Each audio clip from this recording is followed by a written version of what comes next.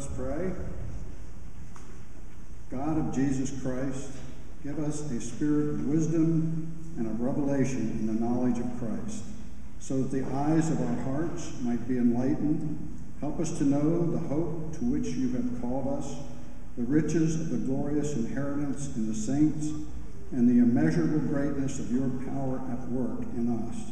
Amen. Today's reading is from the Gospel of Luke, chapter 24, verses 13 through 35. And it can be found on the back of your program. Listen for the word of the Lord. Now on the same day, 2 of them were going to a village called Emmaus, about 7 miles from Jerusalem, and talking with each other about all the things that had happened. While they were talking and discussing, Jesus himself came near and went with them, but their eyes were kept from recognizing him. And he said to them, "What are you discussing with each other while you walk along?" They stood still, looking sad. Then one of them, whose name was Cleopas, answered him, "Are you the only stranger in Jerusalem who does not know the things that have taken place there in these days?" He asked them, "What things?" They replied, "The things about Jesus of Nazareth, who was a prophet, mighty in deed and word before God and all the people, and how our chief priests and leaders handed him over to be condemned to death and crucified him. But we had hoped that he was the one to redeem Israel. Yes, and beside all this, it is now the 3rd day since these things took place. Moreover, some women of our group astounded us. They were at the tomb early this morning, and when they did not find his body there, they came back and told us that they had indeed seen a vision of angels who said that he was alive. Some of those who were with us went to the tomb and found it just as the women had said, but they did not see him. Then he said to them, 'Oh, how foolish you are, and how slow of heart to believe all that the prophets have declared. Was it not necessary that the Messiah should suffer these things and then enter into his glory?' Then beginning with Moses and all the prophets, he interrupted them to say things about himself in all the scriptures. As they came near the village to which they were going, he walked ahead as if he were going on. But they urged him strongly, saying, 'Stay with us, because it's almost evening, and the day is now nearly over.' So he went in to stay with them. When he was at the table with them, he took bread, blessed and broke it, and gave it to them. Then their eyes were opened, and they recognized him, and he vanished from their sight. They said to each other, 'Were not our hearts burning within us while we were talking to us on the road, while he was opening the scriptures to us?' That same hour they got up and returned to Jerusalem, and they found the 11 and their companions gathered together. They were saying, 'The Lord has risen indeed, and he has appeared to Simon.' Then they told what had happened on the road, and how he had been made known to them in the breaking of bread. The word of the Lord. Thanks be to God.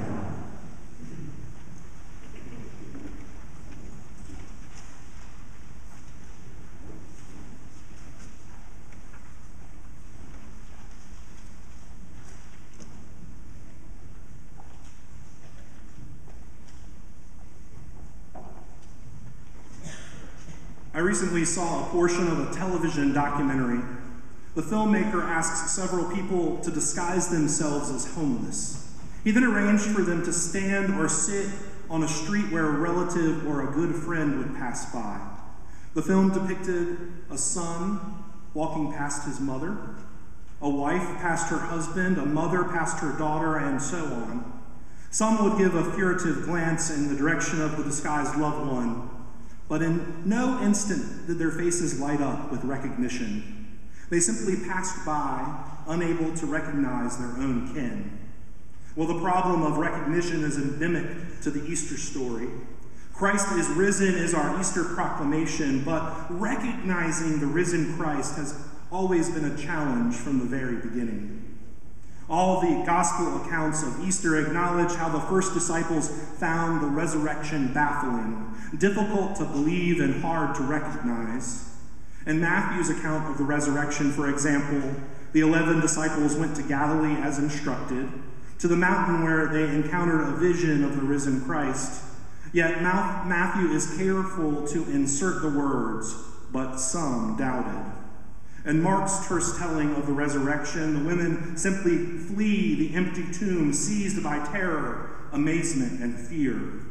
Or in John's account, remember how Mary struggled to recognize Jesus. She at first mistakes him for the gardener. And then there's Thomas, who declares that he will not believe unless he can actually see the nail marks in his hands and touch his pierced side. So while these resurrection appearances vary in detail from gospel to gospel, they are consistent in reporting that even these first disciples had trouble believing in and recognizing Christ in their midst. And Luke's telling of the resurrection is no exception. In today's reading, Luke depicts two disciples who have left Jerusalem, and they are heading back to their home in Emmaus. While they are walking, the risen Christ draws near and goes with them. When Jesus asks them what they are discussing, these saddened and dispirited disciples rehearse the events of the last few days. The depth of their disappointment is contained in the phrase, "But we had hoped." They had hoped that Jesus was the Messiah who would redeem Israel from her Roman oppressors, cleanse and restore the temple, and rule as Israel's true king. But the crucifixion put an end to these messianic expectations. Luke describes them as standing still and looking sad. Their hopes had collapsed. Of all the resurrection appearance stories, Luke's Emmaus Road account may be the one that strikes a chord in our own experience. For one thing, it involves two ordinary people, Cleopas and an unnamed disciple. They were not part of the inner circle of disciples. No mention is made of them prior to this point, and we don't hear of them again. They could be any one of us. Also, their emotions are so genuine, human, and honest. Their words, "but we had hoped," give voice to the almost universal reality of disappointment. Who has not, at some time or other, at some point on the journey, echoed these very words, saying, "We had hoped." We had hoped that our career would be more successful. We had hoped that the cancer would be cured, that our old addiction wouldn't come back, that the marriage could be saved. We had hoped. You fill in the blank. How often have you heard a phrase like that? Words painted gray with disappointment. What we wanted didn't come. What came we didn't want. The result? Shattered hope. The foundation of our world trembles. We trudge up the road to Emmaus, dragging our sandals in the dust, wondering what we did to deserve such a plight. What kind of God would let me down like this? And yet, so tear-filled are our eyes, and so limited is our perspective that God could be the fellow walking next to us, and we wouldn't even know it.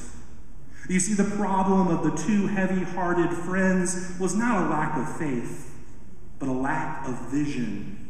Their petitions were limited to what they could imagine, an earthly kingdom. Had God answered their prayer, had God granted their hope, the 7-day war would have started 2,000 years earlier, and Jesus would have spent the next 40 years training his apostles to be cabinet members. You have to wonder if God's most merciful act is his refusal to answer some of our prayers. We need to remember that the reality of deep disappointment characterized the first disciples as much as it does disciples today. The news of Jesus' resurrection did not answer all their questions, eliminate their doubts, or dispel their fears. They struggled, as we do, to understand how Jesus was still with them, even in the face of unrealized expectations. According to the Emmaus story, the disciples had to be instructed in the scriptures. Beginning with Moses, their mysterious companion, rehearsed the biblical story of how God never forsakes God's people or breaks a promise. Rather, the scriptures proclaim a God who accompanies God's people, does not forsake them, and leads them, and even suffers with and for them. When the scriptures are opened to those on the Emmaus road, their hearts burn within them, rekindling hope and renewing confidence. Then, as evening descends and they near the village, they offer Jesus hospitality. The day is almost over, they insist. It's getting dark. Come eat with us and rest and be safe. And at supper, Jesus takes bread and blesses it and breaks it and gives it to them. Suddenly, Luke reports, their eyes are opened and they recognize him just as he vanishes from sight.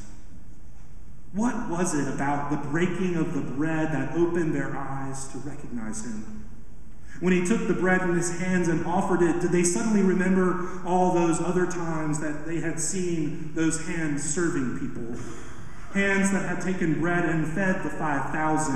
Hands that had fed them so often at table.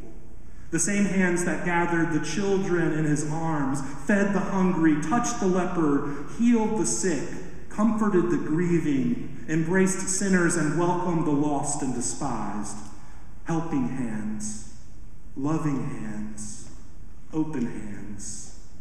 Yes, they recognized him when they saw those hands doing what they were accustomed to seeing them do, serving others. Hope is not what you expect. It is what you would never dream. It is a wild, improbable tale with a pinch me, I'm dreaming ending. It's Abraham adjusting his bifocals so that he cannot see his grandson, but his son. It's Moses standing in the promised land, not with Aaron or Miriam at his side, but with Elijah and a transfigured Christ. It's Zechariah left speechless at the sight of his wife Elizabeth, gray-headed and pregnant.